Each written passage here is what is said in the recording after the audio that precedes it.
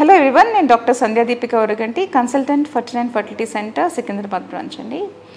So మా దగ్గరికి వచ్చే పేషెంట్స్లో కొంచెం ఏజ్డ్ పేషెంట్స్, మెనోపాజ్కి దగ్గరగా ఉన్న పేషెంట్స్ మమ్మల్ని అడుగుతూ ఉంటారు, మెనోపాజ్ వచ్చిన తర్వాత ప్రెగ్నెన్సీ అనేది వస్తుందా మేడం, అంటే పీరియడ్స్ స్టాప్ అయిపోయిన తర్వాత ప్రెగ్నెంట్ కావచ్చా, ఏమైనా అవకాశం ఉందా దానికి అని అడుగుతూ ఉంటారు.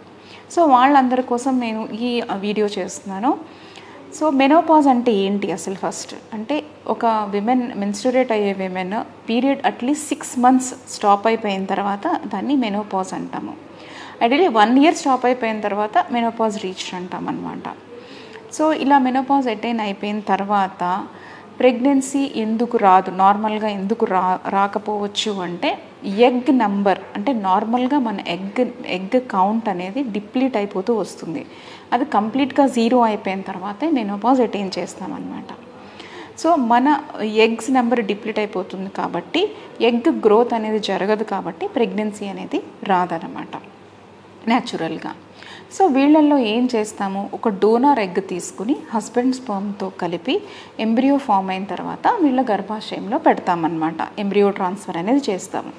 అలా చేస్తే 60 to 70% ఛాన్స్, దీనికి ఛాన్స్ ఆఫ్ గుడ్ ప్రెగ్నెన్సీ ఉంటుంది. కాకపోతే ఈ ఎంబ్రియో ట్రాన్స్ఫర్ జరిగే ముందు హార్మోన్ రీప్లేస్మెంట్ థెరపీ ఇచ్చి 3 to 6 months దాకా వాళ్ళ ఎండోమెట్రియల్ లైనింగ్ ప్రిపరేషన్ అనేది చేసి అప్పుడు ఎంబ్రియో ట్రాన్స్ఫర్ చేయాల్సి వస్తుంది.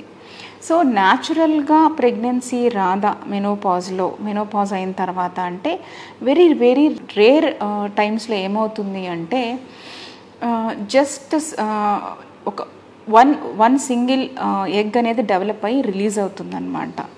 సో దాన్ని అలా రేర్గా జరుగుతుంది. అలా ఒకసారి ఎగ్ రిలీజ్ అయిన తర్వాత ప్రెగ్నెన్సీ అనేది రావడం జరుగుతుంది.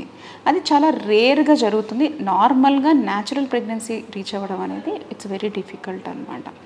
But usually menopausal age group వాళ్ళు ఎందుకు మా దగ్గరికి వస్తారు అంటే unfortunate losses of their children, యాక్సిడెంట్స్లో పిల్లలు చనిపోవడము అండ్ ఏదైనా హెల్త్ ఇష్యూస్ వచ్చి పిల్లలు చనిపోవడము జరిగిన టైంలో ఈ పేషెంట్స్ వచ్చి ప్రెగ్నెన్సీ కోసం ప్లాన్ చేయమని అడుగుతారు. ఇంకొక ఇంపార్టెంట్ థింగ్ ఏంటి అంటే న్యూ ART లా ప్రకారం విమెన్ అబవ్ 50 అంటే 21 నుంచి 50 వరకు మనం IVF ట్రీట్మెంట్స్, ఏ ట్రీట్మెంట్ అయినా ఇవ్వచ్చు. ఒకసారి ఏజ్ అబవ్ 50 వెళ్ళిన తర్వాత మనం ట్రీట్మెంట్ అనేది చేయలేము అనమాట.